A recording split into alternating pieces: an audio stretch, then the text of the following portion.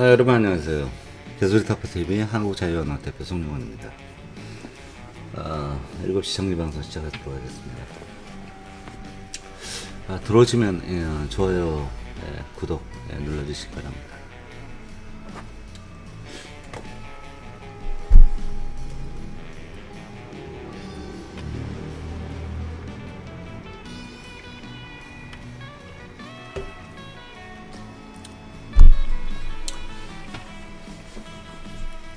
하루도 바람 잴 날이 없는 그 한국이라는 나라가 좀 한심합니다. 한심해.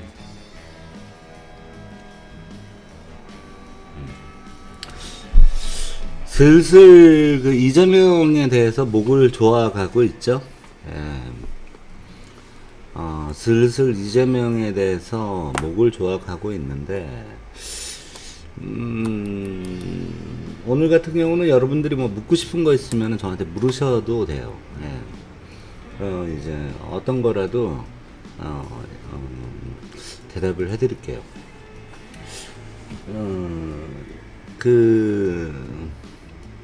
가만히 생각을 해봤어요. 이재명이 지금 이제 대표로 있는데 과연 이재명이 성남시장이 되는데 큰 역할을 한 사람이 누굴까? 이재명이 성남시장 연임을 하는데 큰 일을 한 애들은 누굴까? 라는 거를 아주 그냥 중국스럽게 생각을 한번 해봤어요. 중국스럽게. 중국에 보면은 이제 흑사회가 있어요.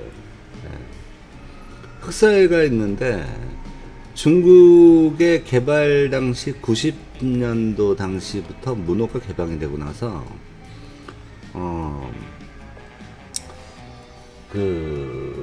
쇼찬?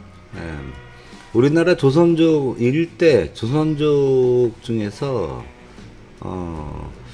이제 한 명이 중국 흑사회 일대 중국 흑사회를 만들었어요.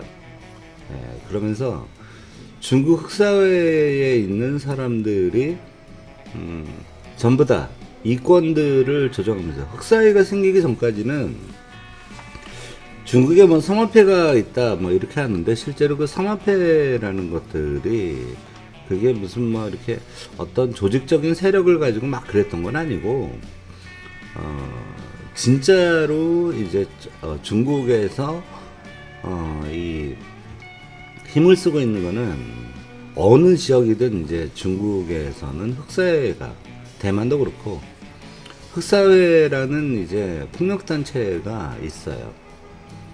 근데 이제 폭력하고 비즈니스하고 이런 걸 하죠. 주로 건설 쪽에는 폭력단체인 흑사회가 대부분 다 끼어요. 그리고 자재 이런 데도 흑사회가 다 끼고, 그리고 지방정부의 개발 이런 데도 다 흑사회가 껴요. 융자 이런 것도 다 흑사회가 끼고, 90년도, 98년도 IMF 때 이제 대대적인 흑사회 정리가 있었지만 그 중에도 살아나가지고 엄청난 부를 쌓아가면서 이제 된 그런 흑사회 사람들이 많아요. 자, 근데 특징이 뭐냐면 흑사회라는 애들이 특징이 흑사회가 정치인하고 같이 유착을 해요. 정치인만 가지고는 정치를 해먹을 수가 없어요. 중국에서는 흑사회가 끼어야만 정치를 해먹을 수가 있어요. 왜? 정치를 하려니까 돈이 필요한데 돈을 실제로 얘네들은 일은 가지고 있지만 그 일에 대해서 실질적으로 일을 하려고 하면은 그거는 누군가 해줘야 될 사람이 있어야 되는데 그 일을 대부분 흑사회들이 해줬다라는 것이 예, 허난성도 그렇고, 지린성도 그렇고, 연형성도 그렇고, 길림성도 그렇고, 대부분의, 이런 데서 산둥성, 이런 데에도 전부 다들 흑사회들이 끼어가지고 사업들을 했어요.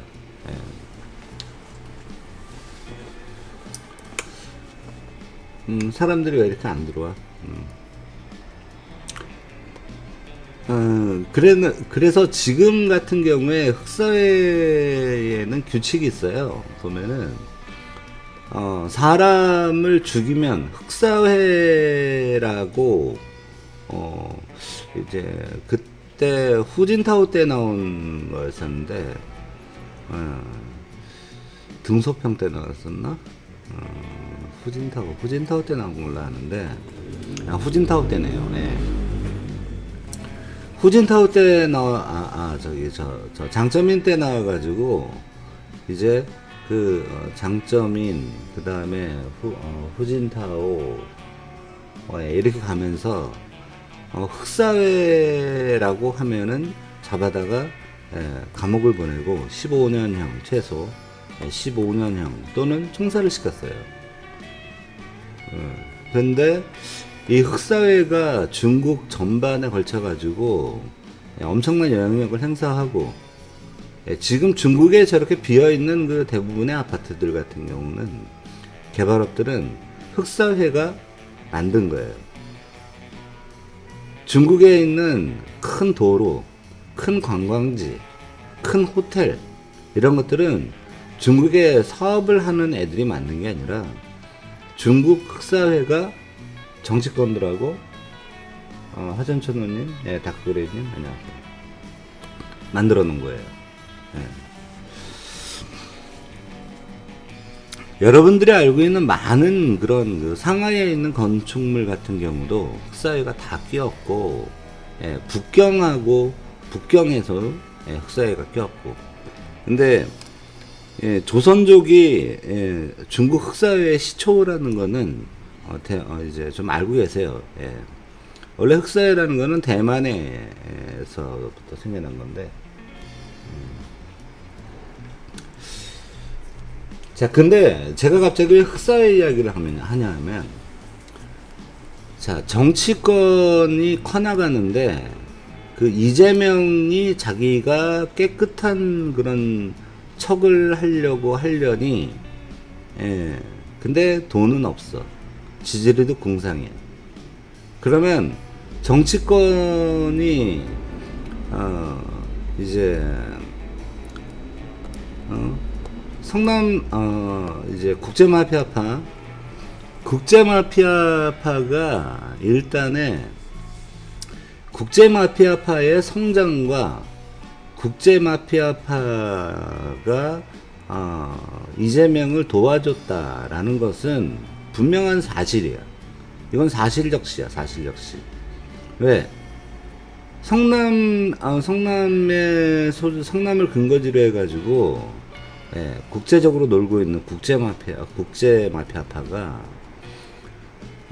이재명의 그 선거 캠프 일을 많이 도와줬고, 거기에다 선거, 자금도 많이 된 걸로 돼 있고, 그 다음에 은수미, 그 후에 성남시장 은수미까지 밀어주는 그런 파격적인 그런 걸 했단 말이야. 그래서 근데 국제마피아파를 지금 같으면은 원래 내가 아주 이상하게 생각하는 게 하나 있어요. 자, 사람들이 택배 문제는 중요한 문제라서 사람들이 조금 더 오면은 말씀 좀 드릴게요. 국제마피아, 제가 지금 좀 생각을 하고 있는 게 있는데, 왜, 대장동이 일어나고, 그 다음에, 이재명에 대한 그 국제마피아파에 대한 그런 추문 같은 것들이 나오고 하면서, 그런 추문들 같은 경우는 대부분 나중에 사실로 밝혀지는 경우가 많아요. 은수미 같은 경우는 실제로 국제마피아파의 돈을 받아가지고 지원을 받는 바람에 선거법 위반으로 80만 원의 벌금을 이제 내는 그런 상황까지 있었죠. 예. 그러면 어떻게 되는 거야? 그러면 지금쯤 해가지고 사실은 검찰이나 검경이 조폭이잖아, 조폭. 조폭에 대해서는 우리나라에서는 얄짤없이 조폭이 걸렸다 그러면은 조폭을 단속하는 것은 아주 큰 진급 기회예요. 근데 이놈의 성남 마피아파는 국제 마피아파는 이러한 여러 가지 그런 구설수가 나오고 있는데도 거기에 있는 뭐 두목이라든지 행동대장이라든지 뭐 이런 애들이 일제 단속을 하고 검찰 쪽에서 걔네들을 집중적으로 단속을 안 해. 그러면 자, 국제마피아파라는 데가 과연 어떤 일을 했을까? 시장을 도왔어. 시장을 당선시켰어. 그러면 국제마피아파가 시장에 대해서 성남시에 대해서 지분이 생기겠지. 그 다음에 또한 아주 더러운 일들이나 그런 것들을 갖다가 성남 국제마피아파가 처리를 많이 해줬겠지. 이건 근데 지금 제가 말하는 건 일반론이에요. 정치인과 조직폭력배가 유착을 하는 경우에, 그러면 성남 마피아가 어떠한 문제가 생기면 위에서 시장과 그 다음에 검찰 등에서 돈을 받은 애들이 그걸 해결을 해주겠지. 근데 지금 같았으면 원래 성남 마피아파 같은 경우는 모조리 다 조직원 전체를 해서 뭐 150몇 명 150명 해가지고 일제히 소탕작전이 들어갔어야 되는 게 원래 정상이야. 근데 성남 마피아, 국제 마피아파에 대해서는 손을 안 대고 있어. 내가 이게 이상하다는 거예요. 검찰, 경찰이 왜 일단은 조폭 연루설이라는 게 나오면 조폭이 있다라는 것만으로 해도 그 조폭의 일제 단속을 하는 게 경찰, 검찰의 일반적인 수순이에요. 근데 지금 이제 그 은수미 때, 그 다음에 이재명 때 성남 마피아파라는 게 무리로 수면으로 떠올랐는데도 그것을 검찰, 경찰, 그 다음에 다른 국회 이런 데서 당들 이런 데서 이걸 덮어버렸어. 얘네들을 일제 단속해서 싹 다 단속을 해서 잡아넣어버리진 않았단 말이야. 손을 안 댔어. 그건 뭐냐 하면 걔네들을 봐줬다라는 거야. 그러면 얘네들이 성남 마피아파가 그 대장동이나 다른 데들의 성남에서 그때 당시에 많이 했던 그런 사업들에 관여를 했을 거는 명약 관여야. 왜?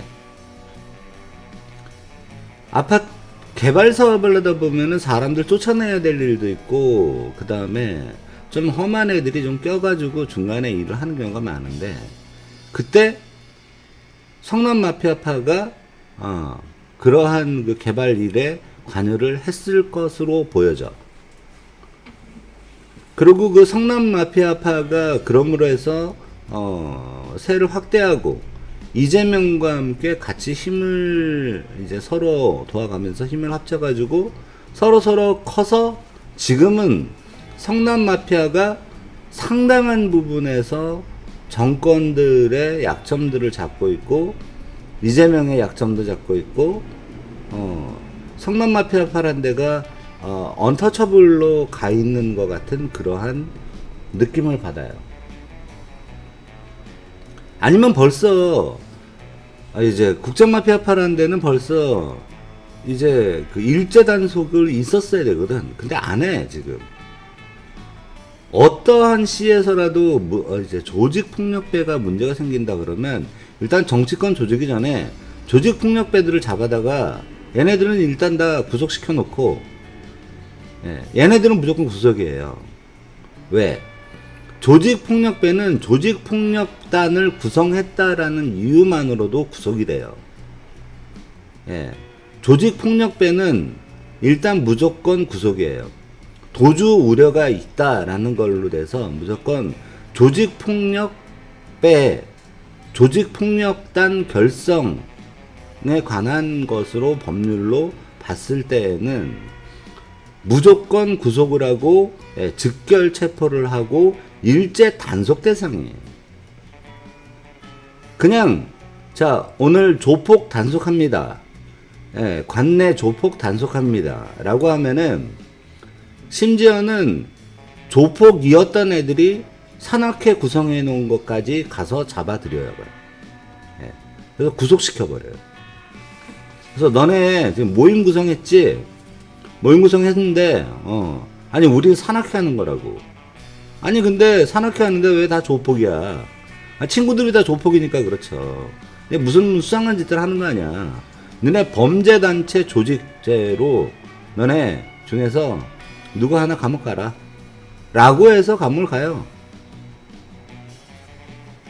근데 지금 국제마피아파는 손을 안 대고 있어요. 이게 이상해.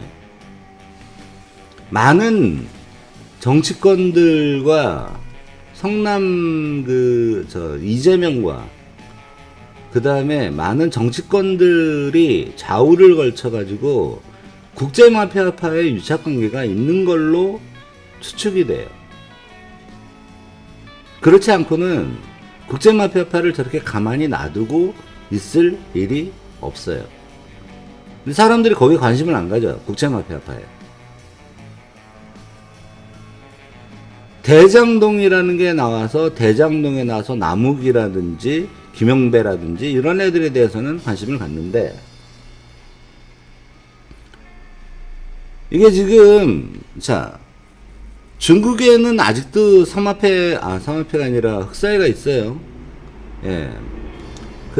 지금 시진핑 때 들어와가지고 다시 또 엄청나게 이제 흑사회들을 갖다 다 죽여버렸죠. 어느 정도 발전을 하니까. 개발 당시에는 흑사회가 필요해서 흑사회를 썼는데 나중에 보니까 이제 부패하고의 문제들이 있으니까 그 중에서 정치권 애들은 놔두고 흑사회 애들은 총살을 시켜버린 경우가 많아요. 류한이라든지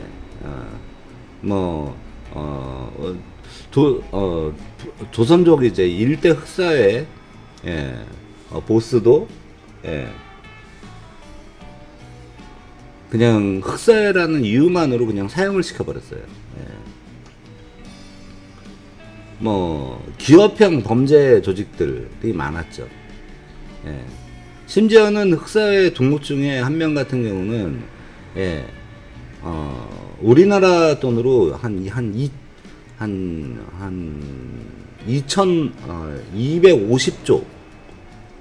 250조 정도의 그러한 재산이 있었던 흑사회 두목도 있어요. 총살당했죠. 자, 사람들이 이제 30명 들어왔으니까 좋아요 눌러주시기 바랍니다.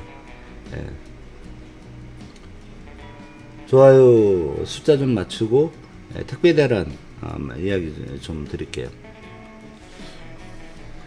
정부가 이제 정부보다 참 못해요.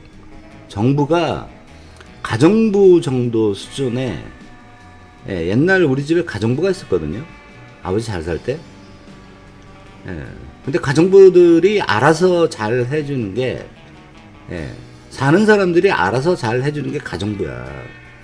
너네 국회나 너네 정부 공무원들은 국민들한테 봉사를 하기 위해서 국민들한테 봉사하는 게 너네들의 직업이잖아. 국민들의 뒤치다거리를 하는 게 너네 업무거든, 공무원들. 근데 얘네들이 그걸 안 해요. 좋아요 숫자 맞추세요, 여러분. 26명이에요. 18명. 8명 숫자, 좋아요 숫자 맞춰주세요.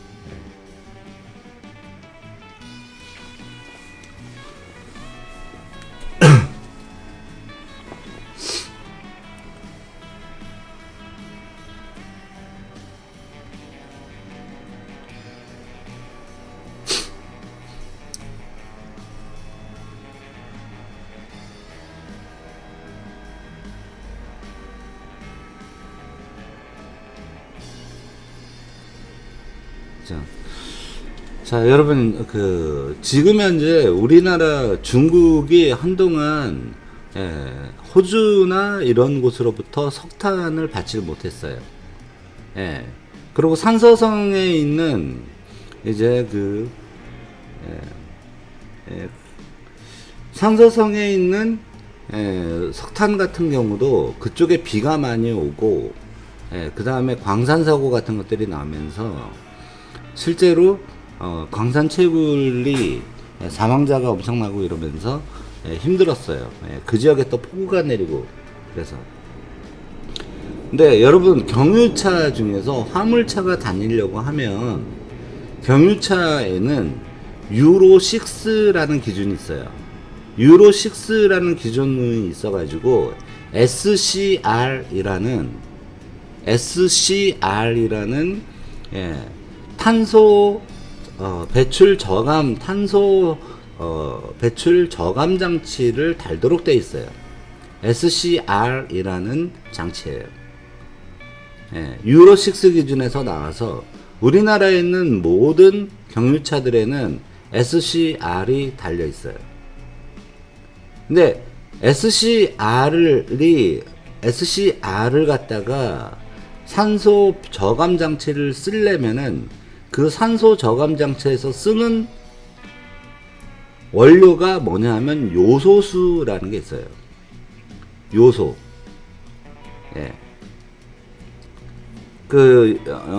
이제 요소 같으면 여러분 뭐예요? 요소는 원래 비료의 재료예요. 비료.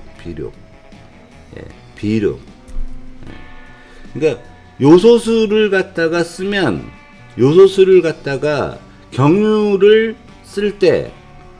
쓰면서 태울 때 그 경유에서 나오는 배출가스 저감 장치 SCR 장치를 통과하면서 요소수와 반응시켜 가지고 탄소를, 그 다음에 이 나가는 그 배기가스 부분을 갖다가 질소와 산소, 물 등으로 분해를 해버리는 게 요소수의 기능이에요. 그래서 혁신적인 그런 경유차에 대한 탄소 배출 저감 장치라는, 매연 배출 저감 장치라고 보시면 되겠습니다.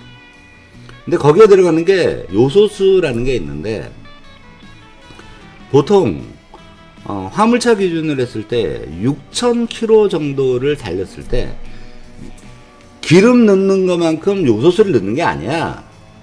기름 100리터 넣었다고 요소수를 갖다가 100리터 넣는 거 아니에요.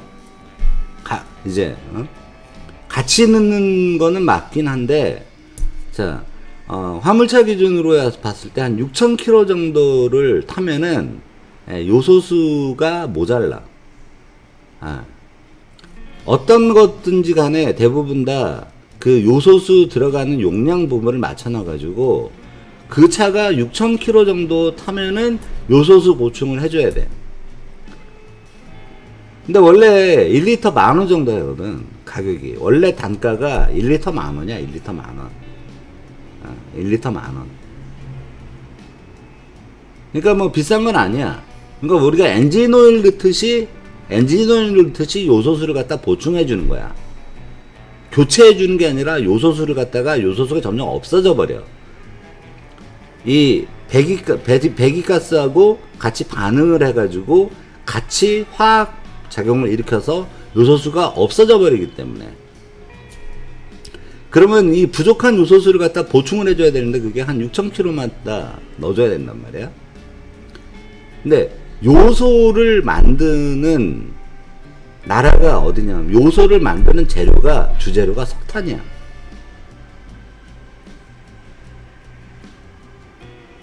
예, 크리스마스 유령님이에요. 오줌을 물에 섞어서 넣으면 오줌에서 나오는 건 요소가 아니라 요산입니다. 요산. 요산이기 때문에 예, 요소가 산성화되어 있는 거기 때문에 오줌을 넣어서 넣으면 안 됩니다. 예, 크리스마스 유령님.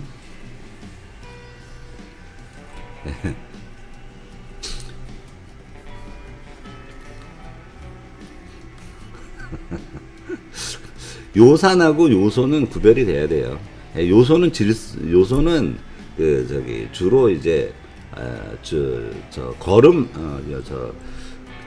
거름이 아닌지 비료로 많이 쓰이는 거예요, 요소가. 예.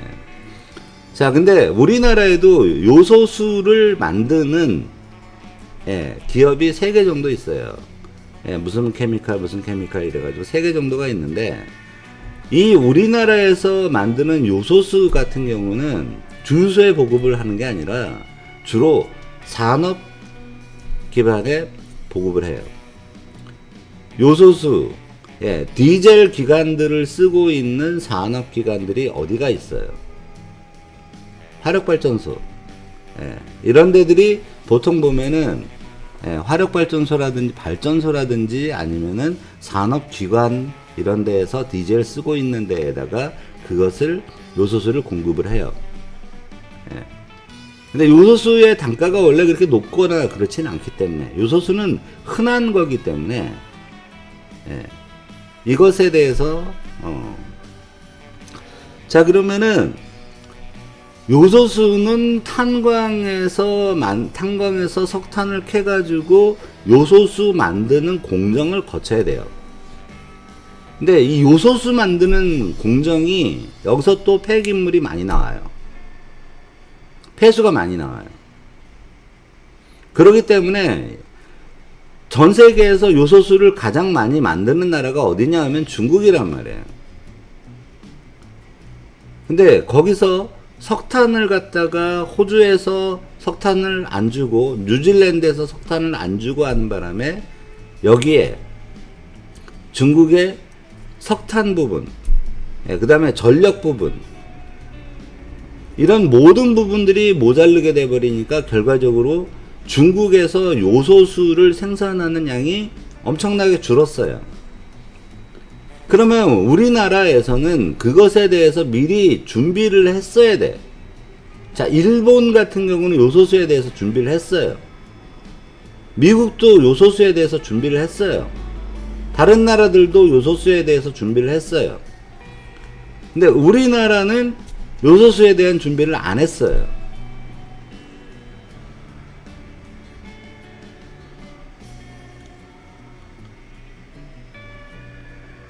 오줌은 요산이라니까, 요산. 산성화돼서 나오는 거. 1리터 때 지금 현재 1,000원, 1,000원. 그렇죠. 맞아요. 1리터 1,000원. 별이님. 이제 산업용으로 들어가는 것 중에 요소수도 등급이 있어가지고 또 비싼 것도 있고 그래요. 자, 근데 지금은 죄송합니다. 10리터에 만원. 10리터에 만원. 1리터씩 안 팔거든. 제가 아까 계산을 10리터에 만원. 10리터 넣는데 만원. 이렇게 됐었어요. 근데 지금 요소수가 재고가 거의 바닥이 날 지경이에요. 재고가 없어요. 우리나라에. 근데 다른 나라들은 요소수에 대한 준비를 해놓고 있고, 디젤에 대해서, 디젤 차에는 무조건 요소수가 들어가야 돼요.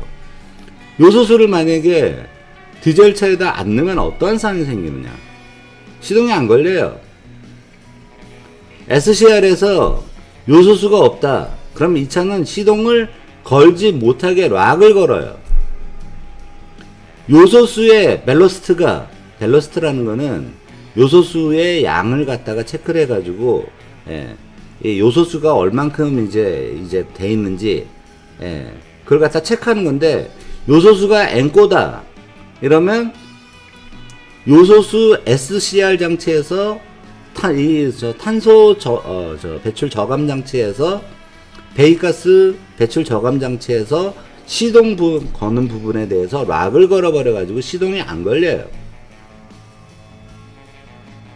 자, 근데 시동을 강제로 락을 해제하고 풀어서 타고 다닌다 라고 하면 어떻게 되냐면 엔진부터 해가지고 여러 부분들에서 고장이 나요. 디젤 차가. 자, 요소수를 갖다가 만약에 모자라서 그러면 그래도 택배는 해야 되니까 SCR 장치를 꺼버리거나 SCR 장치를 임시적으로 해제하고 하는 걸 하면은 택배 대란은 막을 수 있지 않냐라고 생각을 하시는데, 그러면 차들이 다 고장이 나버려요.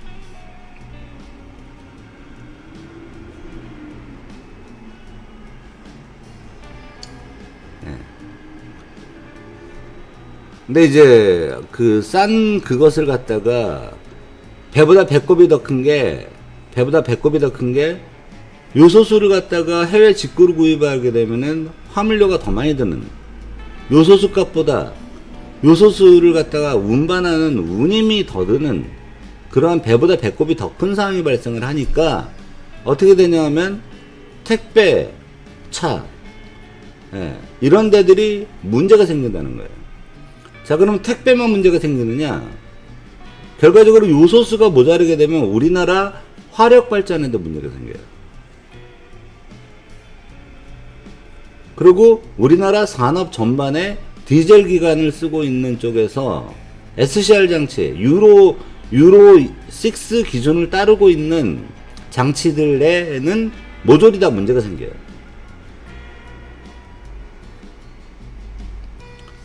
그래서 이런 요소수에 대한 확보를 갖다가 해놨어야 되는데, 지금 이제 모르지 뭐 요소수에 대해서 거기 주식 세력이나 이런 걸로 해서 이 정부에서 거기다 요소수 관련 그 LG 케미칼하고 이런 데에다가 SK 케미칼인가 그쪽하고 해서 다 집어넣어 놓고 거기다가 돈 때려 박아 놓고서는 그 다음에 요소수 부족 사태를 일으켜서 요소수 값이 천정부지로 올라가면서 그쪽 주식이 왕창 뛰게 해서 주식 세력이 돈을 연락에 처먹고 먹튀한다. 자, 근데 산업통상자원부에서 이거 몰랐을까요? 우리나라 산자부, 그 다음에 우리나라에서 있는, 우리나라에서 꼭 필요한 물자들에 대해서 체크를 하고 있는 기관들이, 여러 기관들이 있어요. 그런 것들에 대해서 수요와 공급을 맞추기 위해서 하고 있는 기관들이 있어요. 몰랐다고 얘기를 할 거예요. 그러면 이게 오기 전에 택배 좀 있으면은 지금 2개월 정도면은 지금 재고가 동이 나버려요. 잘못하면 요소수 사재기를 해버리게 되는, 지금 요소수 사재기를 하고 있거든요, 사람들이. 엄청나게 요소수를 사재기를 하고 있어요. 그래서 요소수 값이 엄청나게 올라가고 있단 말이에요. 그러면 사재기를 해버리면 원래 2달 갈 게 지금 1달밖에 안 가는 그런 상황이 돼버린단 말이에요. 그러면 지금 어떻게 되냐면 화물차, 일반 경유차 모는 사람들, 자, 수용차 같은 경우는 별로 문제가 안 돼요. 1년에 뭐 6,000km 타고 그런 사람들 뭐 몇 명이나 있겠어, 그쵸? 요소수 뭐 얼마 안 들어가니까 양이 많이 들어가는 것도 아니에요. 그럼 요소수를 갖다가 직구로 해가지고 그냥 이거는 넣으면 돼. 근데 화물차는 다르다 이거야.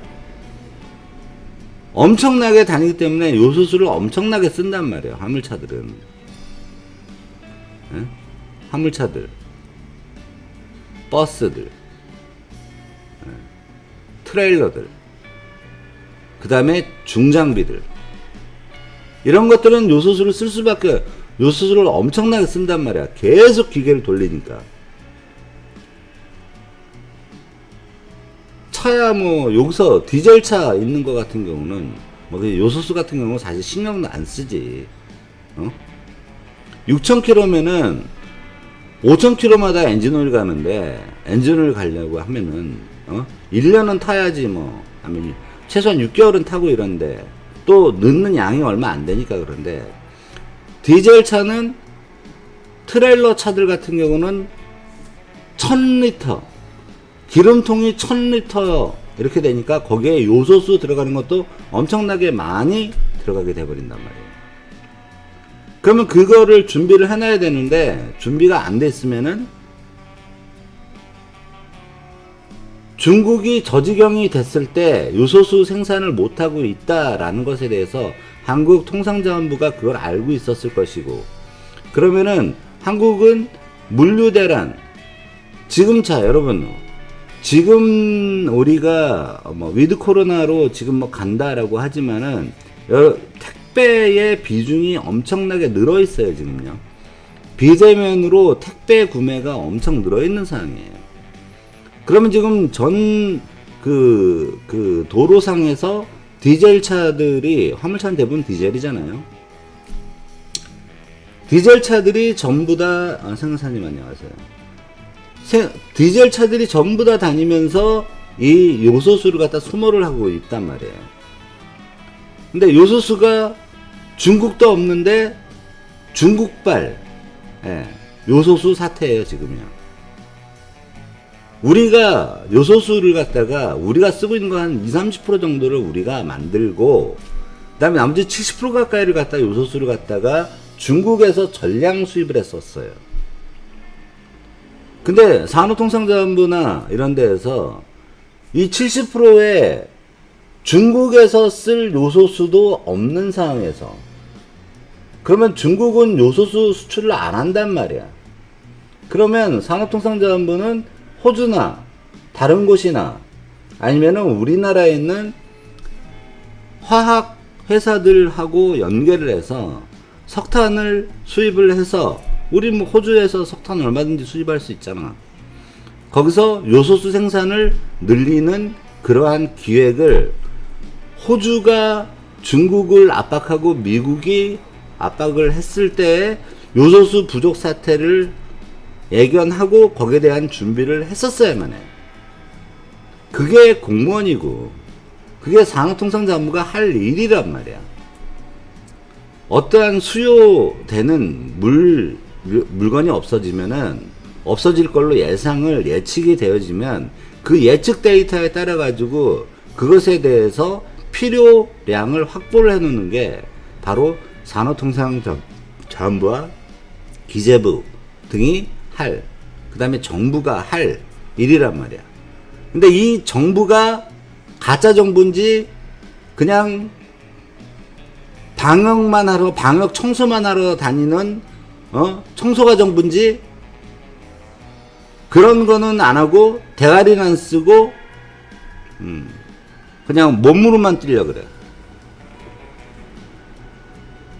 그러니까 결과적으로는 어떻게 되냐, 지금 잘못하다가는 이제 쿠팡 로켓 배송도 다 깨져버리게 생겼고, 이제 비대면으로 해서 나오는 택배 부분이 엄청나게 딜레이 되는 그러한 상황이. 자, 우리나라에서 택배가 딜레이 된다는 거는 모든 유통망이 딜레이 된다는 게 돼요. 모든 유통망이 딜레이 된다는 거는 결과적으로 이 유통 부분에 동맥경화가 생기게 돼버리고, 그 심장이 멈추는, 산업의 심장이 멈추는 이런 효과를 발휘하게 된단 말이에요. 그랬을 때 이건 요소수 부족 사태는 일반 국민들도 엄청나게 불편하고, 그 다음에 산업에도 엄청난 영향을 끼치고, 우리나라 전기가 안 그래도 지금 점점 부족해져요. 그래서 문재인 정부하고 중국 정부하고 서로 간에 이야기를 해가지고 중국은 원자력을 계속 하실 거니까 원자력을 하시고, 우리는 그러면은 그 중국에서 만든 원자력을 갖다가 우리가 수입을 하겠다.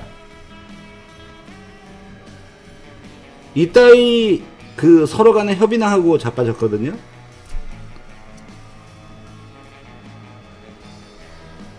예, 프리나님 안녕하세요. 예. 자, 이게 말이 되는 겁니까? 자, 얼마 전에 미국에서 있는 핵 관련 물질을 포집하는 검사기가 떴어요. 경보기가 떴어요. 어디로 떴느냐? 중국에 있는 하이난도에서 대만 사이 중간쯤에 있는 광저우 있는 쪽으로 떴어요. 자, 그 광저우 쪽에 있는 쪽에 원자력 발전소가 하나 있는데, 그 원자력 발전소가 프랑스에 거기 감독관이 있다가 여기에 기체가 틈으로 지금 원자력이 이게 방사능 물질이 마구 새고 있다라고 그거를 프랑스 당국에다 보고를 했고, IAEA에다 보고를 했고, 그래서 그것을 갖다가 다시 그 원자료 자체를 갖다 멈춰야 된다라고 했는데, 얘네들은 그 원자료는 안전한 복원을 하고 나서 다시 한참 있다 재가동해야 된다라고 하는데, 중국이 그거를 대충 땜빵으로 맞고 또 돌렸어요. 그러다가 어떤 문제가 생기고 나서 거기서 다시 샌다라는 그런 보고가 나오고 나서, 자, 프랑스인들은 철수를 했어요. 그 원전에서. 그러고는 미국 가데나 공군기지에서 있었던 오키나와였었나? 그 핵 정찰기, 그러니까 핵실험을 한다든지 핵물질을 갖다가 판단하는 그러한 조기경보기가 떠가지고 그거를 갖다가 중국 연안을 돌면서, 방공 식별구역까지는 안 들어가고 중국 연안을 돌면서 거기를 갖다가 공기 중에 방사능 물질이 세슘이라든지 이런 것들이 나와 있는지 그런 것들을 갖다 검사를 했어요. 근데 자, 지금 우리나라 서해안, 중국의 동해안에다가 계속적으로 지금 현재 55기인가 있는데, 이제 2005년까지 무슨 100기인가 짓는다, 2025년까지 100기인가 짓는다 그러던데, 거의 2배를 더 짓는다라고 하는데, 그 중국 기술로 지어진 그 원자력들, 거기서 이제 우리가 사오는 거지. 근데 우리나라 동해안에서 원자력이 터지면은 우리나라는 피해는 편서풍령 때문에 우리나라 피해 덜 받아. 일본이 받지. 그래서 우리나라의 원자력 발전소는 대부분 다 저쪽, 영동으로 짓는 거예요. 영서에 짓는 게 아니고.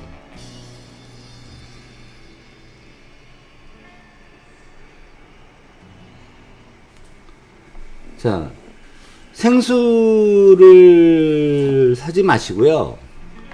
생수 사지 마시고, 생수 사신 다음에 택배 부분에서, 자, 택배 물류 가격이 상승이 되어버리게 되면 생수 가격이 엄청 올라갈 거예요. 중량물의 가격이 올라갈 거예요. 자, 그러면은 여러분들 가정에 미리 아쿠아 정수기라는 게 있어요. 싱크의 밑에다가 넣는 이렇게 통으로 된 아쿠아 정수기라는 게 있어요. 그걸 하나 미리, 그거 다 해봐야, 수전까지 다 해봐야 6만원 정도면은 필터까지, 1년치 필터까지 해서 한꺼번에 다 사요. 한 박스에 담겨서 와요. 쿠팡에 쳐보시면 아쿠아 정수기, 싱크대. 근데 따뜻한 물은 안 되지. 그냥 물만 나오지. 생수만 나오지. 그거를 하나를 준비를 해놓고 생수 드실 분들은 생수를 드세요. 그래서 생수 가격이 너무 상승을 한다. 중국의 물값 얼마 엄청나게 비싸요. 예. 그런데 그런 거를 갖다가 하면은 그 아쿠아 정수기 그거 돈도 얼마 안 하는 거 가지고서는 1년 동안을 갖다가 5인 가족이 생수를 먹을 수가 있어요. 그 생수에 대해서 검사하고 표준과학연구원에서 다 해서 나온 게 있어요. 아쿠아도 있고 다른 데도 있고 다 있어요. 웅진도 있고. 아니면 웅진에다가 해가지고 뭐 한 달에 그냥 생수만 나오는 것 같으면 한 달에 15,000원인가 주면은 걔네들이 알아서 필터 갈아주고 하는 걸 해요. 예, 그걸 하시든지. 자, 중량물에 대해서 미리 사놓으시는 게 좋아요. 쌀. 밀가루 많이 드시는 분들이 있으면 밀가루. 예. 그 다음에 간장 같은 거라든지 이런 뭐 큰 거, 이런 거 하시는 분들. 특히나 식당 하시는 분들 같은 경우도 미리 준비들을 해 놓으시는 게 좋아요. 왜? 우리나라 요소수를 갖다 딴 데서 지금 충당할 데가 없어. 전 세계적으로 요소수가 모자른 상황이란 말이야. 왜? 가장 많이 생산을 하던 중국이 요소수 생산을 안 하고 어제 말씀드린 것 같이 중국의 수출 최혜국 신분을 갖다가 유로존을 포함한 36개국에서 너네들하고 중국에 대한 수출 관세를 갖다가 물르겠다라고 해버렸고, 중국에서는 요소수를 생산할 수 있는 석탄이 모자라. 자기네 안에 내수 쓸 것만 해도 모자라. 그렇다면은 전 세계 선진국들은 요소수를 대부분 어디서 했냐? 중국에서 수입을 해서 썼단 말이야. 근데 요소수가 중국에서 안 나오면은 물량이 문제가 생기는 거란 말이야.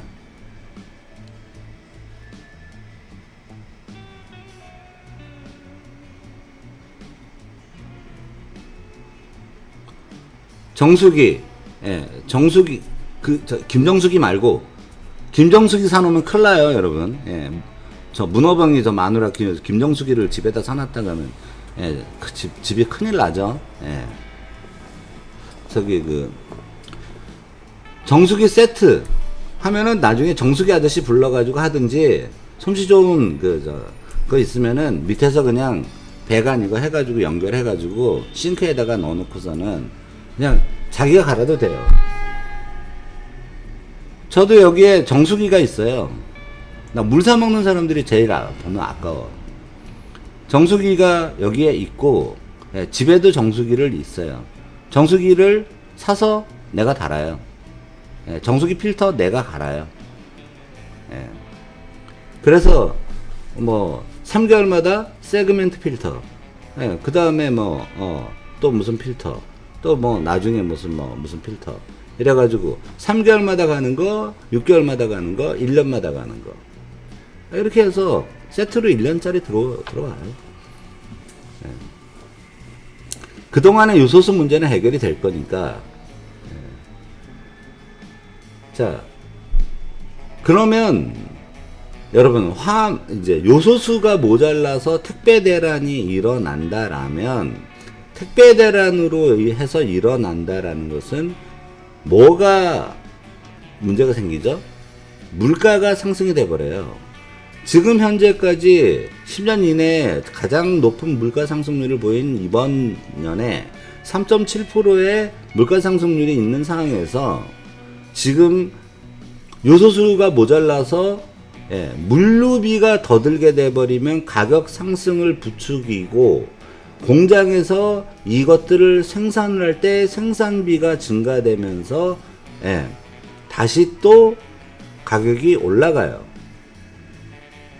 그렇게 돼버리면 이 가격이 올라간 게 소비자가에 적용이 돼버리고, 그 소비자가는 장기적으로 지속적으로 한번 올라간 소비자가는 내려오지가 않죠. 여러분들의 가계에 부담을 주게 된다는 거예요. 근데 어차피 요소수가 이제 때문에 화물 대란이 일어나는 거는 우리나라에서도 대책을 마련할 거니까 3개월 정도라고 보시고 3개월 정도에서 급하게 써야 될 것들 같은 거, 그러니까 여성분들 같은 뭐 이제 좀 물가 다 올라갈 거예요. 과일값 같은 거, 야채값 같은 거 다 올라갈 거예요, 여러분들. 근데 그런 것들보다 생필품들, 자, 휴지 같은 것도 가격이 올라가겠죠. 왜? 가벼운데 부피만 커서, 돈은 얼마 안 되는데 거리는 멀리 날라야 되는 것들. 이런 것들은 가격이 휴지 같은 거 엄청 오를 수가 있어요. 휴지 같은 거. 그 다음에 중량물 같은 것들은 얼마 못 실으니까 중량물은 차에 톤수 제한 때문에 그 차에 얼마 못 실어요. 그러니까 그런 것들도 가격이 올라간다. 쌀, 밀가루, 곡물류, 콩 이런 것들 올라간다. 감자, 고구마, 수박, 과일 이런 거 다 올라간다라고 보시면 돼요. 물류 대란이 왔을 때 올라가는 것들은 부피가 큰 거, 무게가 무거운 거 위주로 올라가요. 크기가 큰 거 위주로 올라갑니다. 근데 결과적으로는 물류 대란이 나게 되면 공급이 원활치 않게 되면서 상가의 매대가 비게 돼버려요. 매장 진열대가 비게 돼버리면 결과적으로는 사람들이 어떻게 되느냐, 비싼 돈을 주고라도 사 먹어야 되는 상황이 발생을 해요. 자, 그러면은 이게 무슨 문제가 발생하냐, 산지에서는 그걸 만들고 있는 데서는 가격이 떡락을 하고, 그걸 사 먹어야 되는 도심 지역에서는 그게 폭등을 하는 아주 우스운 꼬라지가 생겨버리게 되는 거죠. 저기서는 지금이 니주구리를 갖다가 연락 잡아가지고 이제 막 이런 데다 파는 거, 그리고 저 생선 같은 거 중에서 보면은 좀 맛있는 생선인데 가시 많아가지고 이렇게 막 한 주구리 한 가마니씩 막 사가지고 가가지고 먹는, 구워 먹고 뭐 하는 그런 고기들이 지금 많이 잡혀요. 지금 철이 돌아와가지고 고등어철도 돌아왔고 꽁치철도 돌아왔고. 근데 그런 것들이 산지에서는 하는데 그거를 물차로 실어 오려면은 화로로 실어 오고 하면은 횟값들 다 올라가고 음식점들 다 올라가고 모조리 다 올라간다는, 물가가.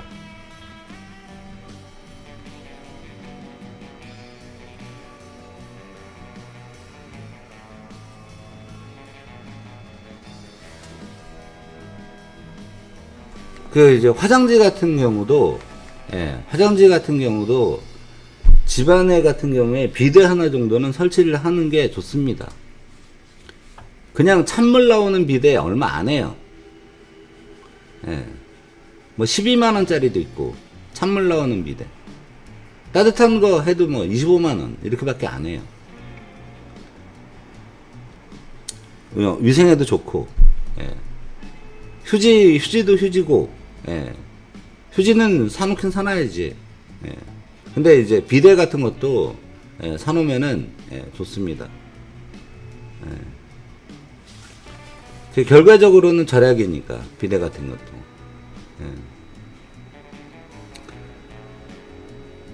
나는 이 나라를 도대체가 이해를 할 수가 없어요. 국민들의 민생은 다 모조리 뒷전이에요.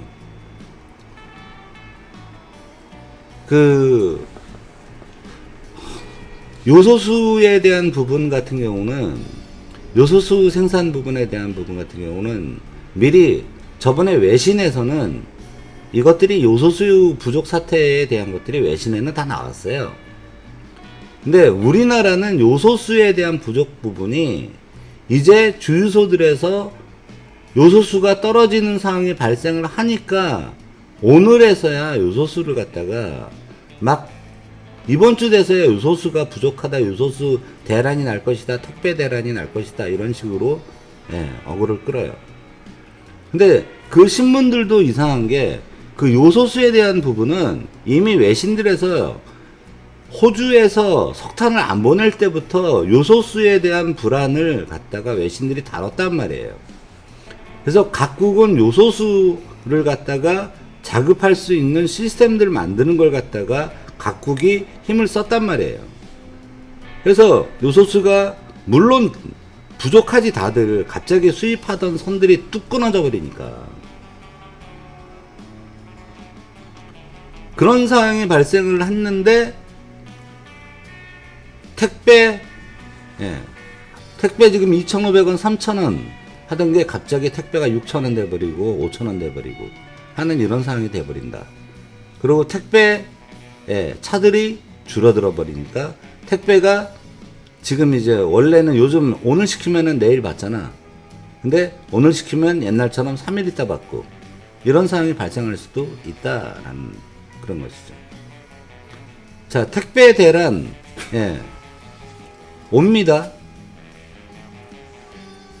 그러니까 물가가 오른다는 거예요.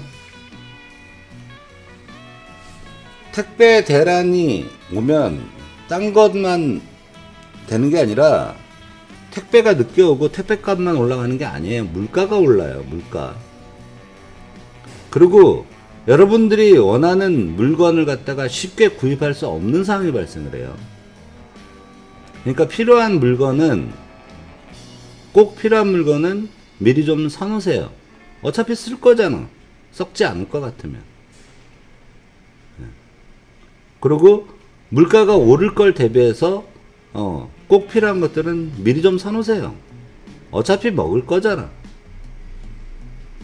과일 같은 거는 문제가 있지.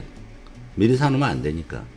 그렇지만 장기 보관이 가능한 소스류, 통조림류,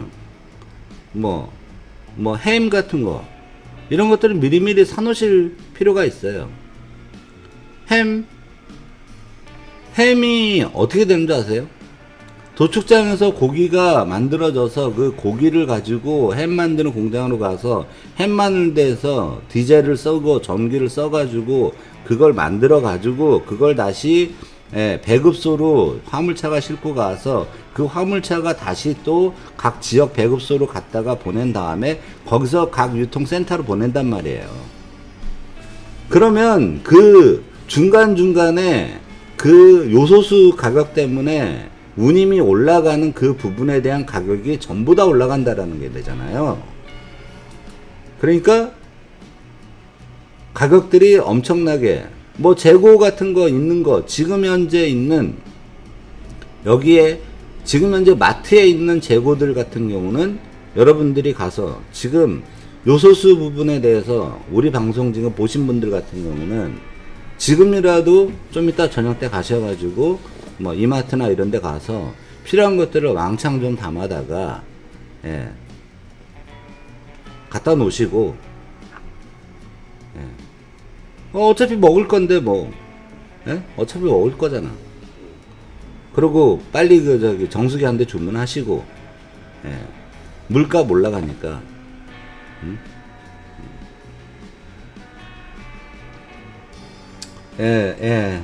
하주춘 일 잘 갔다 오세요.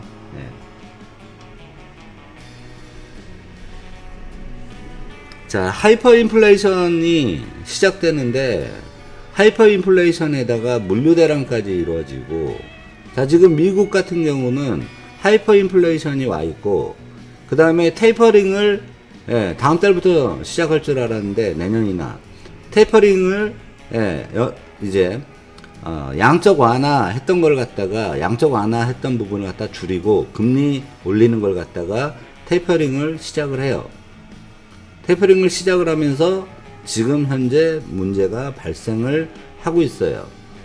그래서 항만 노동자, 그 다음에 이런 화물 노동자들이 직장 복귀를 안 하면서 엄청난 물류 대란이 있어요. 어느 도시에 가면은 슈퍼가 거의 텅텅 비어 있어요. 그러한 상황들이 지금 미국 내에서 일어나고 있어요. 자, 미국만 일어날까요? 중국 내에서도 슈퍼 전체에 물건을 갖다가 잡고 서로 뒤지게 싸우는 이러한 상황들이 있어요.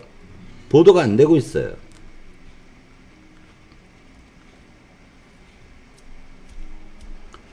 자, 주로 동유럽 같은 경우들에는 요소수 같은 것들을 자기네들이 자체적으로 생산을 해서 쓰기 자급자족하고 있었기 때문에 예, 동유럽 같은 경우는 그래도 나아요. 근데 서유럽들 같은 경우는 다 요소수는 예, 만들 때 예, 환경오염이 있기 때문에 그 환경오염이 있고 그 다음에 석탄 같은 것들 갖다 수입해가지고 돈도 안 되는 걸 갖다가 만들어야 되니까 고부가가치가 아니라 저부가가치를 만들어야 되니까 안 만들었단 말이에요. 그래서 다 수입해서 썼단 말이에요. 하지만은 꼭 필요한 거니까 유로 기준에 맞춰가지고 하는데 그게 끊길 거라는 거 예상해가지고 서로 간에 그 준비를 대책을 세워놓는데 우리나라는 지금 대책을 안 세워놨다 이거예요. 백신 닥치니까 백신 구하러 백신 구걸 다녔고 이제는 요소수 구걸하러 다녀야 될 판이야.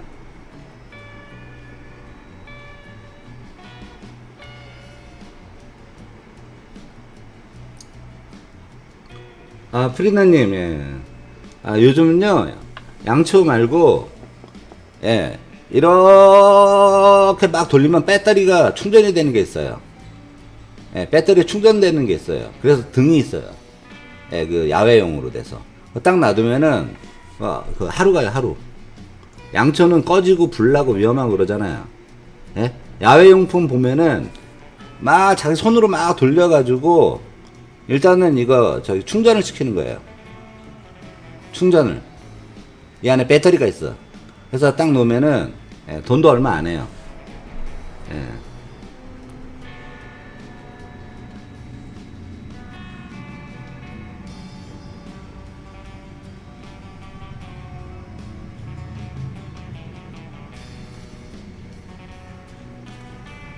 코로나 식량난이 중국에서는 코로나 식량난이 엄청나게 왔었죠.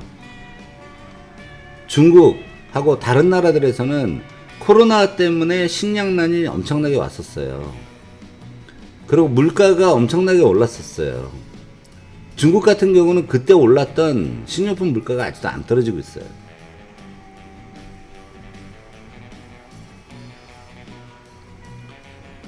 사랑해님, 예.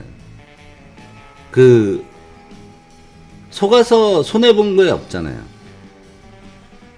속아서 손해본 게 없으면 되는 거예요. 미리 사놔가지고 다 먹었으면 된 거야.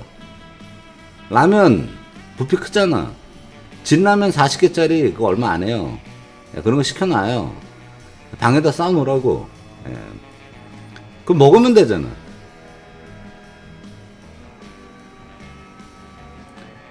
사랑해님, 중국이요.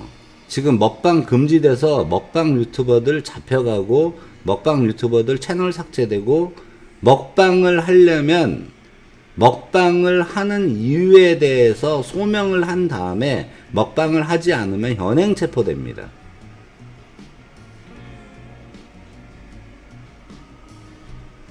왜 다 버려요? 살 거만 사야지. 예? 2년씩 가는 통조림 뭐 이런 거, 고등어 통조림, 스팸 뭐 이런 것들.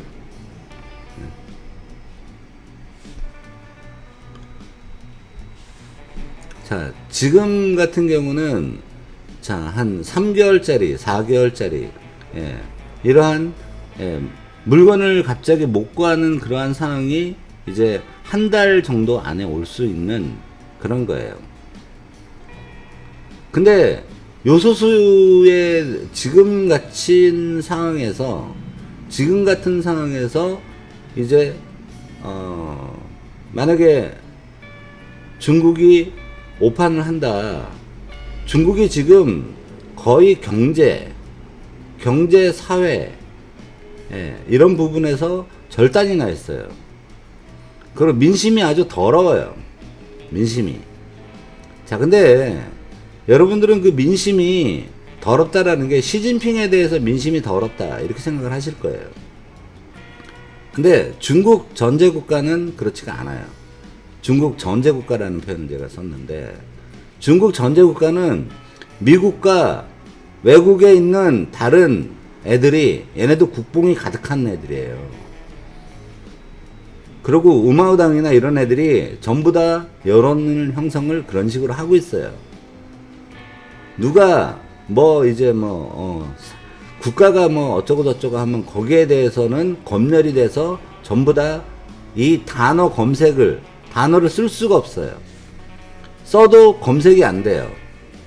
그렇게 돼가지고 사회를 전반적으로 통제를 하고 있는 상황이에요.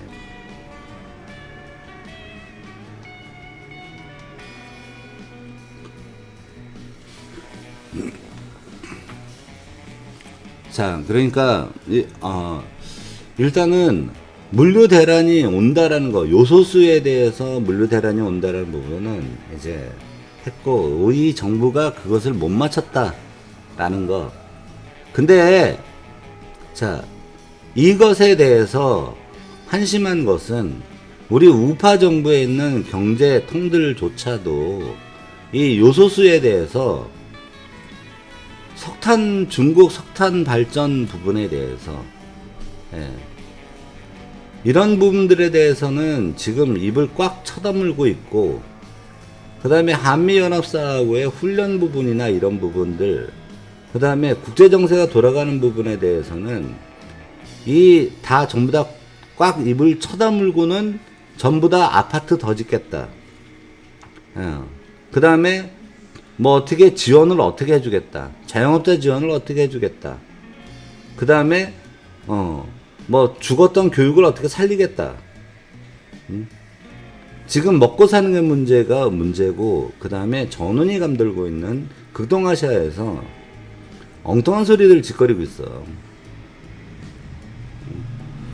엉터리 코로나 방역에 대해서 짚는 놈 없어. 엉터리 사회적 거리두기에 대해서 말 잘못하면은 사회적 거리두기라는 걸로 해서 효과를 보고 있는데 그것을 폄훼한다. 뭐 이런 소리 들을까봐 사회적 거리두기가 잘못됐다라는 이야기 한 명도 하는 놈이 없어. 사회적 거리두기로 해서 그건 실패한 정책이었다라고 분명한 그런 이야기가 나와야 되는데, 사회적 거리두기에 대해서는 전부 다 긍정적인 그런 시그널을 보내는 게 지금 이 우파 정권에서 대권 주자로 나와 있는 사람들의 면면이에요. 그러니까 좌우파를 떠나가지고 다 빠가야로라는 그런 이야기가 되는 거죠.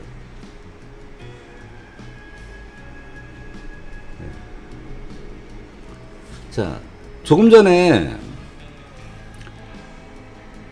각 대표, 이재명이도 그렇고, 이재명이가 지금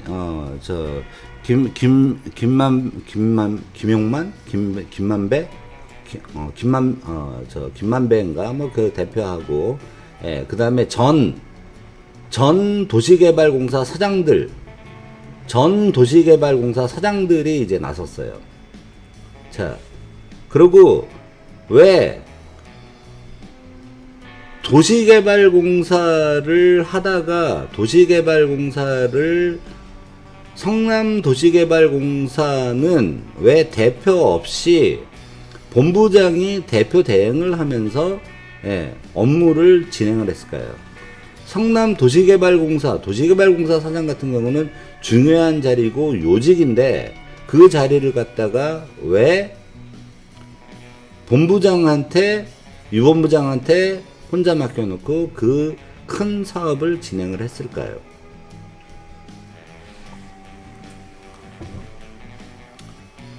그러면서 이재명에 대해서 목을 지금 점점 조여오고 있는 게 지금 느껴져요.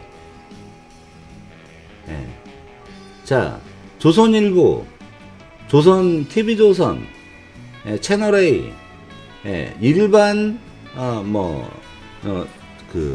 뉴스에서도, 자, 전직 도시개발공사, 성남도시개발공사 전직 사장들이 대장동 보고서라는 걸 갖다가 대장동에 대해서 사업 보고가 돼 있는 부분들을 갖다가 이제 사업 전과 사업 후에 그 사업 이제 된 부분을 갖다 정리한 그 계획서가 있어요.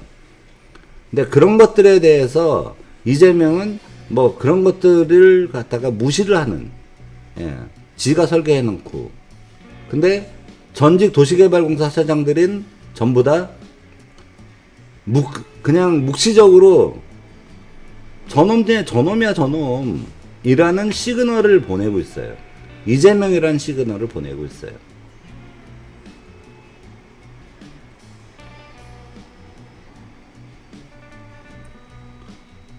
햇반을 왜 사요? 쌀을 사야지. 미치겠네.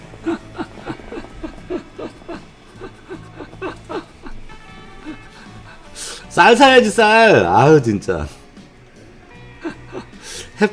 햇반을 사면 어떡해. 쌀은 보관이 얼마나 되잖아요. 예, 쌀은, 예, 5년도 보관하고 10년도 보관하잖아요. 예. 자, 햇반 샀다.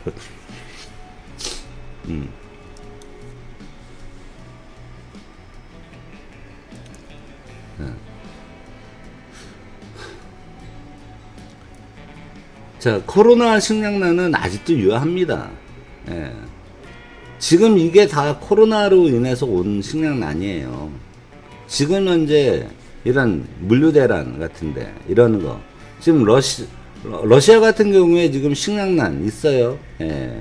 옛날 소련 시대 때처럼 그 배급하는 그런데, 예, 이런 창고가 이 매대들이 많이 비어 있어요. 사람들이 줄 서 가지고 사고 있어요. 빵 사러. 예. 식량난, 전 세계적인 식량난. 예. 그 다음에 전 세계적인 항만 해운 유통이 잘 안 돼 가지고 병목 현상이 일어나 가지고 지금 서로 간에 꽉꽉 이게 물류가 제대로 안 돌아가고 있어요, 지금요. 미국 내에서, 호주에서 미국으로 띄우는 것도 그렇고, 미국에서 호주 띄우는 것도 그렇고, 어느 나라에서 띄워도 이 항만에서 부두 노동자들이 돌아오질 않고 있어가지고, 부두 노동자들이, 예, 이 포퓰리즘으로 나눠준 돈 가지고서는 놀고 처먹고 앉았고, 일을 제대로 안 하고, 태업을 하고 하는 그런 바람에 지금 물류 대란이 일어나고 있어요. 미국 같은 경우는 인원이 모자라가지고 사람들이 그 직장에 복귀를 안 해요, 지금요. 예. 그러면서 미국의 물가 상승의 경고가 떴어요. 예. 비상 상황이라고까지 이야기를 할 정도로 물가가 엄청나게 오르고 있다라는. 자, 그게 바로, 예, 잭 도시가 이야기했던, 예, 트위터 CEO인 잭 도시가 얘기했던, 예, 인플레이션이죠. 이 하이퍼 인플레이션의 시작이죠. 지금 하이퍼 인플레이션이 시작되고 있다라는 거예요. 이 하이퍼 인플레이션은 결과적으로 물가 상승을 만들게 되고, 그 물가 상승은 식량 부족 사태, 예, 그 다음에 각종 생필품 부족 사태, 이런 것들을 갖다 만들고 물가가 올라가는. 식량난이 아니죠, 사장님. 식량난이 아니라 가격의 상승. 우리나라 같은 경우는 가격이 폭등하고, 예, 쌀값만 해도 많이 올랐잖아요, 그쵸? 예. 그리고 그때 당시에, 예, 코로나 당시에 할 때에 각종 그런 야채나 이런 것들 가격 일시적으로 확 올랐었어요. 지금 이제 좀 안정화 됐는데 그때 당시에 올랐었어요. 그러면서 식료품 값들, 예, 과자 값들까지 해서 같이 그때 일시적으로 다 또 올랐고요. 근데 우리나라는 그 오른 게 범위가 작았죠. 예. 중국은 범위가 2배, 3배씩 오른 경우도 있어요. 중국 같은 경우.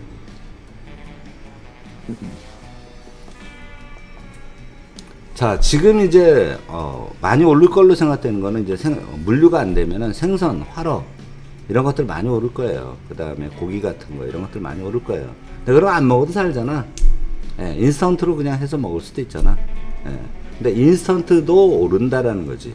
가공비, 운반비가 올라버리면 무조건 다 오른다라는 거예요. 그러면서 지금 자 모든 이제 대표들이 여야를 떠나가지고 전부 다 아파트를 갖다가 더 짓는다 그래요. 아파트를 더 짓는다 그래요. 아파트를 더 지으면 공급 부족이 해소가 돼서 아파트 값이 내려갈까요? 그렇지 않아요. 자, 중국이 어떤 식으로 됐냐면 아파트를 갖다가 지속적으로 계속 졌어요. 아파트를 살 수 있는 능력의 사람들이 벌써 없어졌는데도 아파트를 갖다가 계속 졌어요. 그러니까 아파트를 가지고 사람들이 투기를 계속 하는 거예요. 아파트를 계속 사긴 사. 그러다 이제서야 미분양이 난 게 3천만 세대야. 그 전까지는 다 분양이 됐단 말이야. 다 분양이 됐는데 돈을 못 내고 있는 상황이지.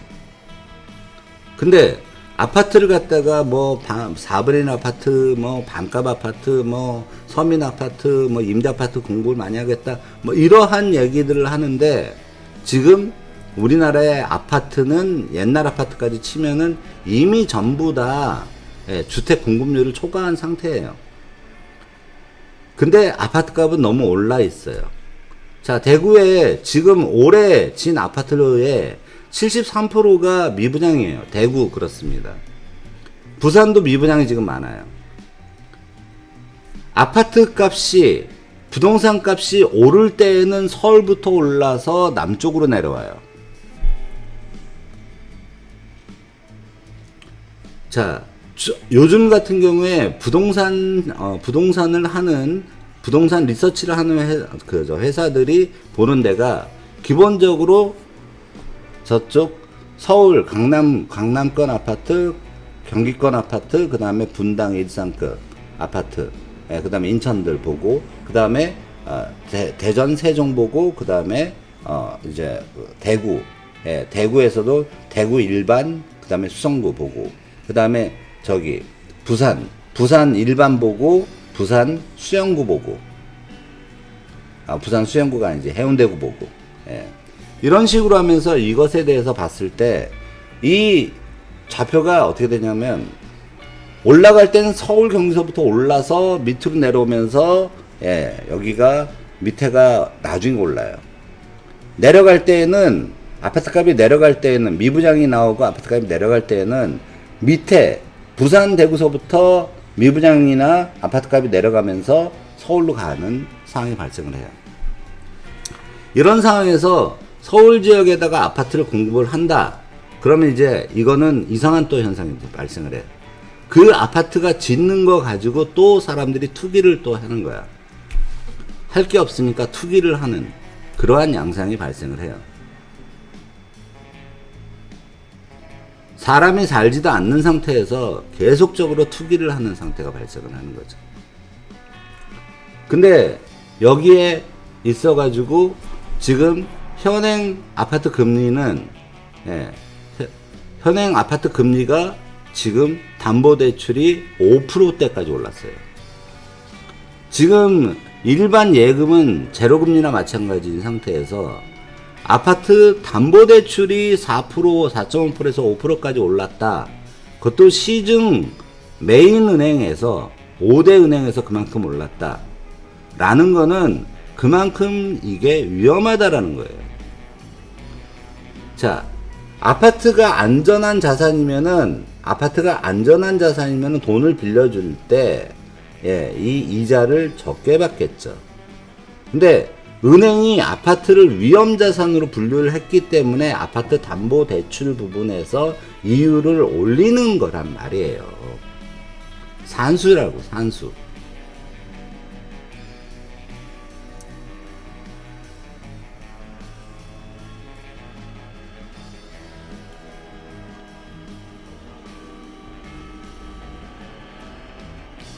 주식을 잘 모르는 사람이 주식을 가지고 이제 그 경기를 판단을 하려고 하시면은 되게 힘들어요.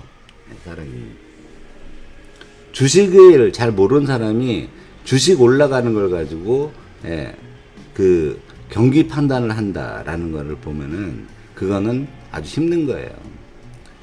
자본이 움직여가지고 자본이 돈을 벌어갈 때에는 주식이 갑자기 이상현상, 미국의 이상현상 때문에 주식이 올랐다라는 거는 그건 좀 있으면 썰물처럼 빠지는 거예요.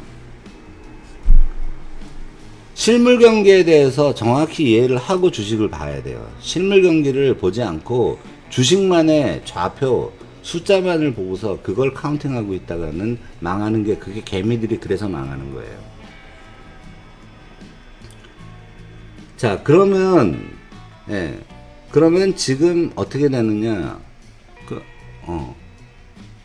이게 뻥 하는 순간에 아파트는 지금 짓는다라고 하는 순간에 아파트를 갖다 4분의 1 아파트를 만들고 하는 순간에 벌써 국민들은 불만이야. 왜 아파트 값을 내려놓느냐? 그 아파트 질 수 있을 것 같아요? 강북에다 아파트를 짓는다고 쳐요. 4분의 1 아파트를 짓는다고 쳐요. 그러면 사람들이 그걸 로또 아파트라 그래서 사겠죠. 예? 로또 아파트라고 해서 그 아파트에 아주 몰려버리겠죠. 투기가 생겨버리겠죠.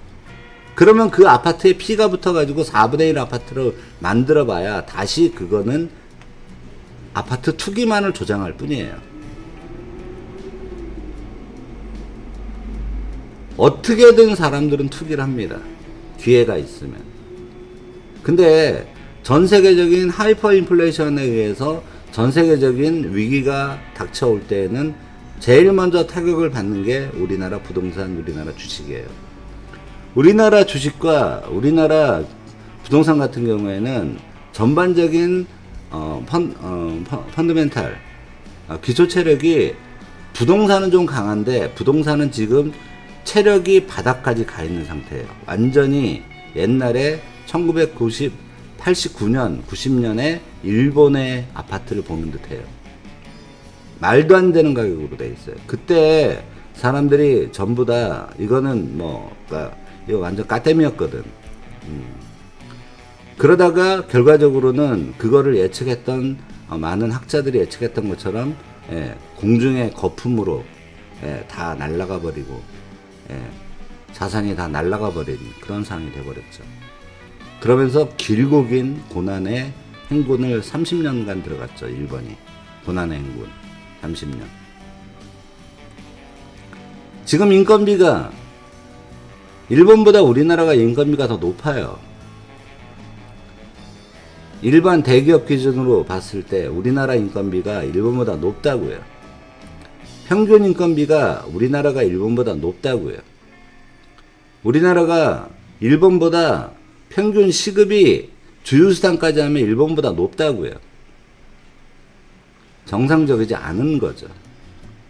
GDP 상에 국민 총생산이 다른데 GDP가 다른데 GNP도 다른데 어떻게 GNP는 일본이 높고 일반 시급은 우리나라가 높다.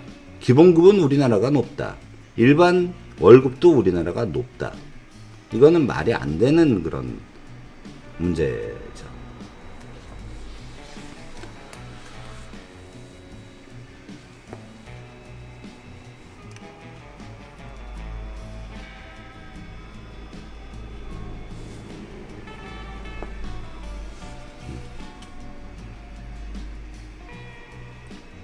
네, 보름님 감사합니다. 네.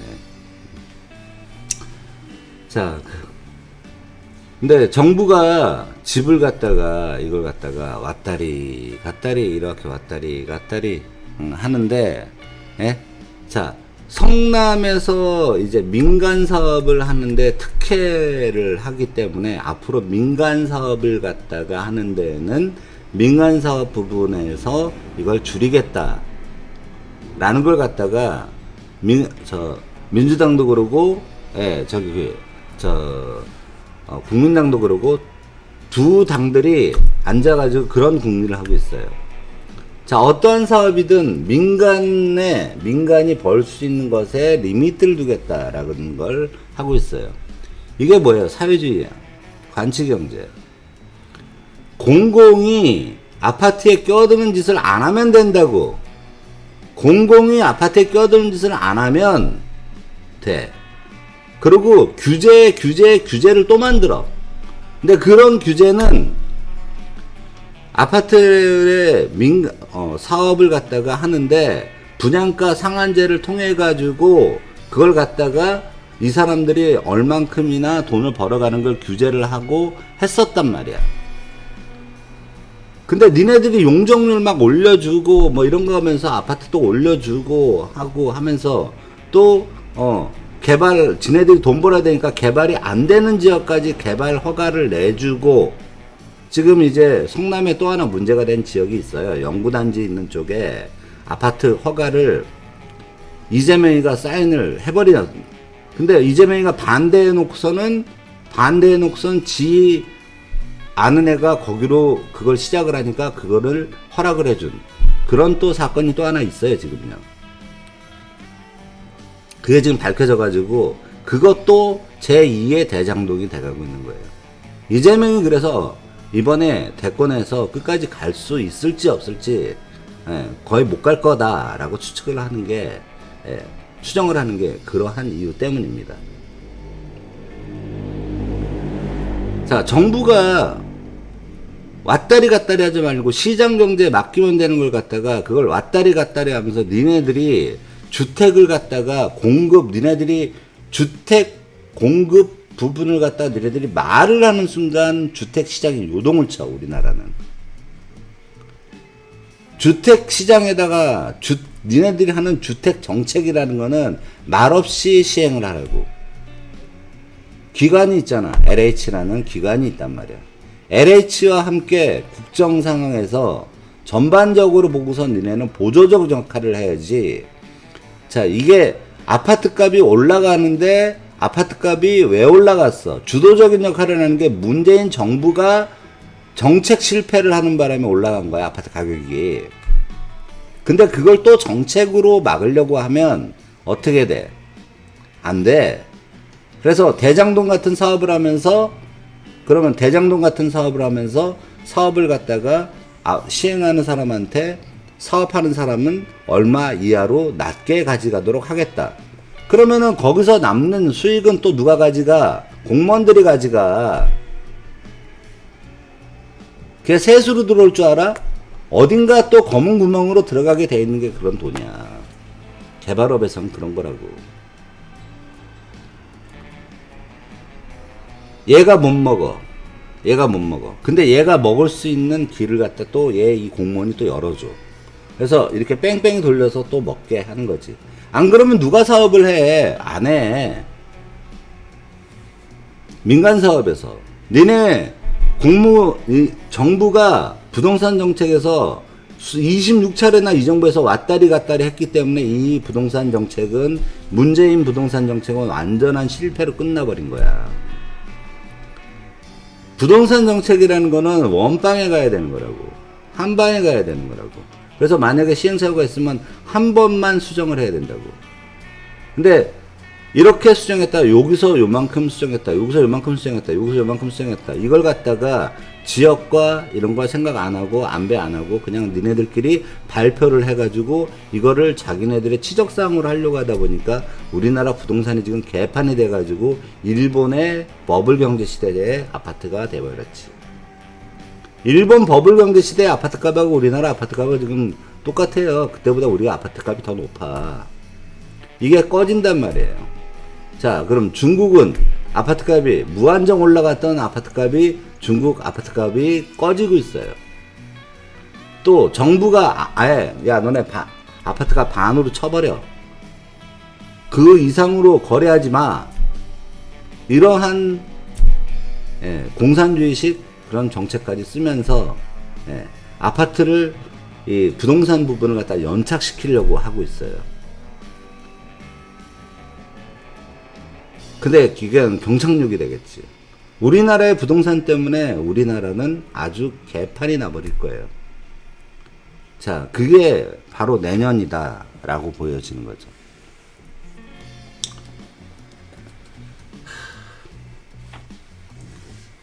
지금의 이제 한동안의 주식들은 롤러코스터니까 롤러코스터 시장에서 재미 볼 사람 재미 보고 하다가 잘못되면 망하는 거고. 예. 지금 전부 다 지금 뭐 여러분 대통령이 보입니까? 저는 지금 여기서 대통령이 보이질 않아요. 그래도 뭐 그나마 만약에 뽑는다면 홍준표밖에 없다. 대통령이 보이질 않아요.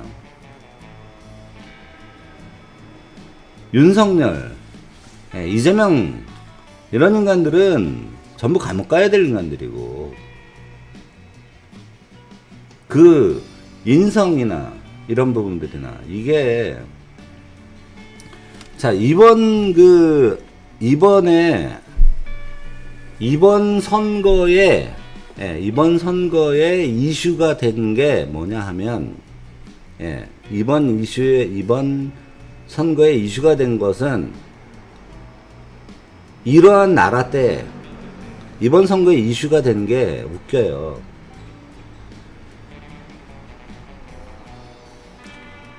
보름님. 자, 우리나라에서 지금 이슈가 되고 있는 게, 우리나라는 극동아시아 한중간의 전쟁판 안에 끼어 있는데 지금 이 나라에서는 돈 퍼주겠다라는 게 이슈가 돼 있어요. 포퓰리즘이 이슈가 돼 있어요. 포퓰리즘. 이게 뭐죠? 왜 이러죠? 왜 이렇게 됐죠? 이러면 안 되잖아. 지금 현재 우리나라에 이슈가 되는 거는, 가장 큰 이슈가 돼야 되는 것은 바로 경제 부분. 이 코로나 부분에 있어가지고 경제 부분이 어떻게 이 인플레이션을 벗어날 것이에 대해서 걱정을 하고, 지금 시중에 풀어져 있는 많은 이 부분을 갖다가 어떻게 해결할 것인지, 그리고 부동산 부분을 해결해야 되는데, 부동산 부분을 해결하는 방법이 전부 다 뭐냐 하면 아파트를 더 짓는 거야. 그걸로 해결이 안 돼. 그거는 문재인 정부가 했던 거랑 똑같은 거야. 아파트 더 짓는다? 더 져서 싼 아파트를 공급하겠다. 싼 아파트는 뭐야? 싼 아파트라는 거는 다른 사람 명의 빌려서도 할 수 있는 거고, 뭐 신혼부부를 위해서 하는 거는 신혼부부 인척해서 할 수도 있는 거고 하기 때문에, 싼 아파트라는 거는 투기를 조장하는 소재라고. 이 미친놈들아, 빠가들아. 근원적인 이 부동산 대책을 세우지 않는 한, 부동산 연착륙을 세우지 않는 한, 우리나라의 이 끝도 없는 아파트 공급 계획으로서 공급으로 아파트를 잡겠다. 아파트 가격을 잡겠다. 계속 갖다 부으면 결과적으로는 아파트 가격은 내려간다. 그게 바로 중국이란 말이야. 그래서 3천만 호가 우리나라에 있는 모든 아파트를 합친 것보다 더 많은 숫자의 아파트가 미분양이 났단 말이야. 그리고 지금 1억 채 아파트가 분양을 해놓고 사람이 안 산단 말이야. 그러면서 부동산이 완전히, 부동산 때문에 중국 경제의 3분의 1의 돈이 가 있는. 자, 우리나라도요, 부동산에 우리나라 돈에 3분의 1이 가 있어요. 중국과 똑같아. 그러면 우리나라 부동산이 꺾여버리는 순간 우리나라 망하는 날이에요. 보림님, 고맙습니다. 우리나라 부동산 때문에 우리나라는 망한다라는 거예요. 자, 지금 이슈가 돼야 되는 거는, 우리나라 지금 국방 문제 엄청 심각합니다. 우리나라 국방 문제 심각하고, 그 다음에 반미 문제 심각해요. 반미 문제 심각한데, 이 부분에 대해서. 그 다음 친중 문제가, 반미라고 하지 말자. 친중 문제가 너무나 심각한데 이걸 갖다 다루질 않아요. 그 다음에 공급 방식에 무조건 지구보자식의 예, 그 아파트 정책들을 갖다 모조리 다들 하고 있는데 그런 것들 다 엉터리예요. 그런 애들이 이재명 뭐 이런 애 이재명도 그렇고 다 홍준표도 그렇고 윤석열도 그렇고 다 그래. 유승민도 그렇고 다 싼 아파트 져가지고 좋은 거 포퓰리즘 해주겠다 이 이야기야 전부 다. 그래가지고는 되지가 않아. 그러면 결국은 거기에다가 지금 세계적으로 이제 그 지위가 낮아져 있는 우리나라의 외교 외교 국제적 위치 위상의 확보가 되게 중요해요. 그래서 한미연합 사령부가 다시 이러한 부분에 아주 끈끈한 그런 연대를 가져야 되고 쿼드, 오커스, 파이브아이즈 이런데 모조리 다 참여를 해야 되는 이러한 상황인데 내년에도 자 일본 자민당이 62년을 간 것처럼 다시 민주당이 간다라는데 어느 누가 나와도 민주당으로 간다라는 거는 뻔한 거예요. 어느 누가 가더라도 민주당으로 갑니다. 부정선거 이슈 들고 나와야 되고요. 그 다음에 국민 봉기 없이 내년에 우파가 이길 확률 제로입니다. 여기 나가보세요. 사람들하고 얘기를 해보시라고요. 여러분들 대깨문 옛날보다 더 늘었어요. 대깨문이 더 늘었어요. 달창들이 더 늘었어요. 그리고 정신 못 차린 사람들이 더 늘었어요. 그리고 정부의 포퓰리즘에 기대는 사람들이 늘었어요. 나라가 엉망으로 가고 있습니다.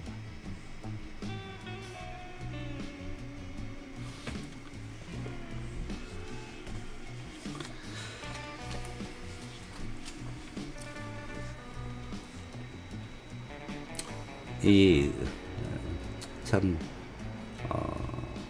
밥이 안 먹히네요. 자, 여태까지 시청해주신 시청자 여러분, 다크레이님, 보름님, 고맙습니다. 그리고 구독련 해주신 우리 보름이님, 보름님이 주신 걸로 뭐 하나 좀 챙겨 먹어야 되겠네. 자, 긴 시간 시청해주신 시청자 여러분 고맙고요. 저는 개소리타파TV 한국자연연합 대표 송영훈이었습니다. 저는 또 내일 이 시간에 돌아오도록 하겠습니다. 좋은 소식을 못 전해드려서 대단히 죄송합니다. 근데 국뽕이 없는 뽕 쫙 뺀 방송, 뽕 쫙 빼고 만일을 대비하는 만일이 아니라 근데 실질적인 이제 팩트에 근거한 방송 여러 군데 알려주시고 그 여러 군데 퍼날라 주시기 바랍니다. 여러분 내일 뵙도록 하겠습니다. 고맙습니다.